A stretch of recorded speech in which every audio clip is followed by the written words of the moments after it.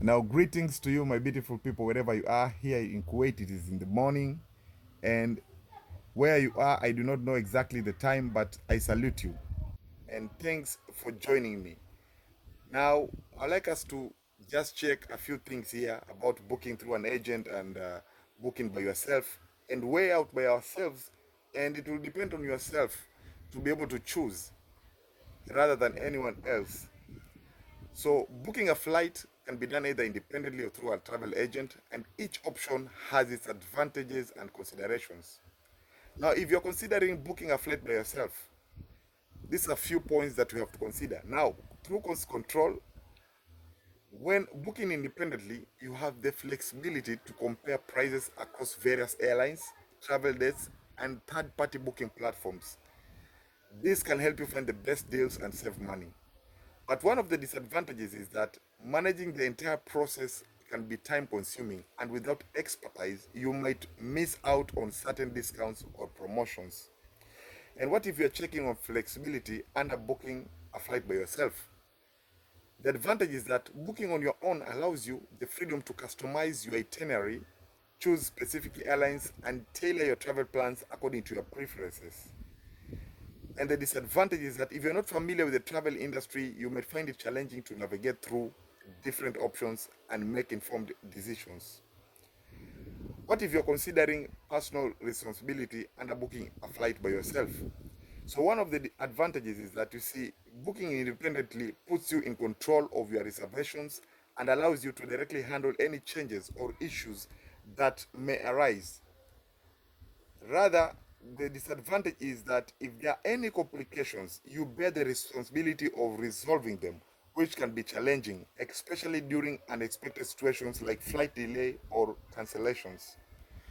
Now, this is the other part. What about booking through a travel agent? Now, if you're considering booking through a travel agent, these are the pros and cons. And under expert guidance, if that is one of the things to check, is that the advantage is that travel agents are often experienced and knowledgeable about the travel industry. They can provide valuable advice, recommend suitable options based on your preferences, and guide you through the booking process. And the cons are some travelers may feel limited by the agent's suggestions and not have as much control over the every detail of their trip.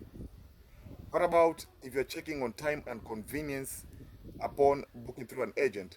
You see, travel agents can save you time by handling all logistics from researching options to making reservations. This can particularly be beneficial for complex itineraries or group travel.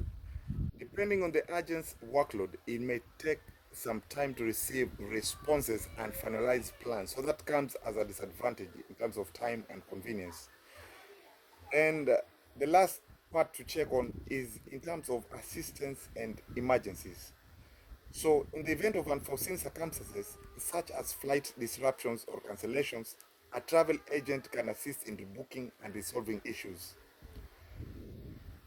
On the other part, the disadvantage is that you see some travelers may prefer to handle these situations themselves and find dealing directly with airlines more efficient. Now, that having been said, okay, according to me, I can weigh things on my side and see that this is working for me. But I do not know on your side. You may check and see what is also working for you. But in conclusion, the choice between booking a flight yourself and using a travel agent depends on your preferences, travel expertise, and the complexity of your trip. Now, independent booking offers more control and potential cost savings, while using a travel agent provides expert guidance and convenience, especially for those seeking a more hands off approach